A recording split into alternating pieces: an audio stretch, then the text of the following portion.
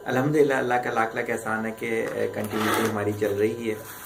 تو کیا ہم کافی زیادہ لیٹ ہو جاتے ہیں، لیکن آپ لوگوں کی دعائیں چاہیے.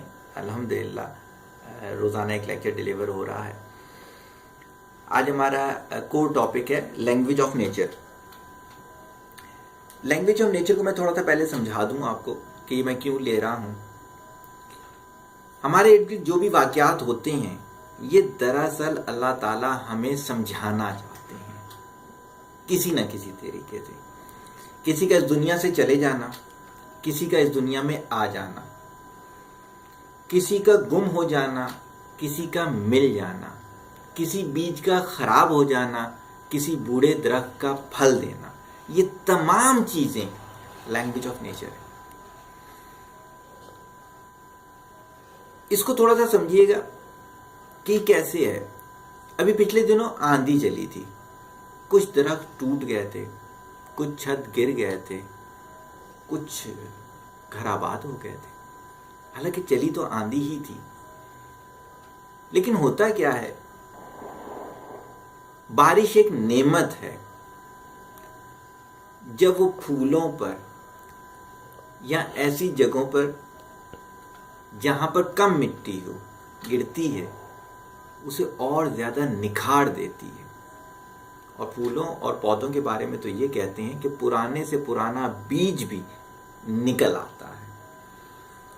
یہی بارش جب کیچڑ پہ گرتی ہے تو اسے اور زیادہ گندا کر دیتی ہے تو نعمت ہی. اب آپ میرے پوائنٹ پر آتے جائیں گے. ہمارے ارد گرد جتنے واقعات ہو رہے ہیں وہ اللہ کی نعمتیں ہی ہیں. اگر ہمارے اعمال اچھے ہوں گے تو وہ ہماری خوبصورتی میں اضافہ کر رہے ہوں گے. اگر ہمارے اعمال اچھے نہیں ہوں گے تو وہ اس کیچڑ کی مانند ہو جائے گا. جو ہمارے اندر گند ہے وہ اور زیادہ واضح ہو رہا ہوگا. ہم نے آپ سے کہا تھا جب پہلا ہمارا لیکچر تھا لینگویج آف نیچر کا، کہ جیسے چہرے کو سمجھیں. 2 آنکھیں، 2 کان، ایک زبان دی گئی ہے. زیادہ دیکھیں، زیادہ سنیں، کم بولیں. آنکھیں آگے ہوتی ہیں، پیچھے نہیں ہوتی. ماضی کو بھول کر آگے کی طرف جانا ہے. آج ہم لے لیتے ہیں درخت کو.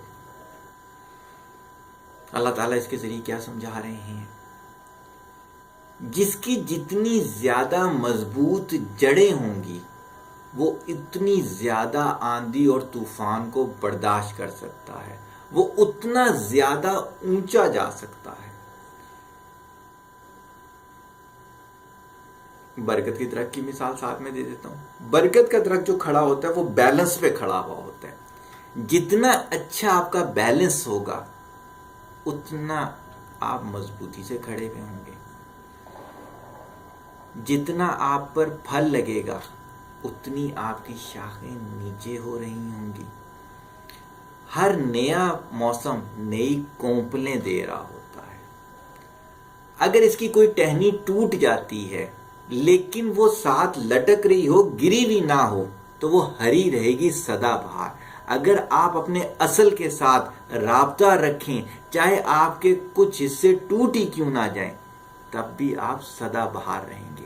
لیکن جو ٹہنی اس کی ٹوٹ کر نیچے گر جاتی ہے وہ چند لمحے کے بعد ہی سوکھنا شروع ہو جاتی ہے. اگر آپ اپنی اصل سے تعلق ختم کر لیں گے تو چند لمحوں کے بعد ہی آپ سوکھنا شروع کر دیں گے. تو آج ہم نے ایک اور مثال لے لی لینگویج آف نیچر کے لحاظ سے. اب آپ کے ذمے کا کام یہ ہے کہ آپ اپنے ارد گرد ہونے والے تمام واقعات، صبح کا اٹھنا، کھانا، رونا، جاگنا، ہنسنا، بچوں کا بیمار ہو جانا، کسی کا چلا جانا، کسی کا آپ کی زندگی میں داخل ہو جانا، یہ تمام کی تمام چیزیں اللہ تعالیٰ کی طرف سے ایک لینگویج ہے جسے لینگویج آف نیچر کا نام دیا گیا. Thank you very much.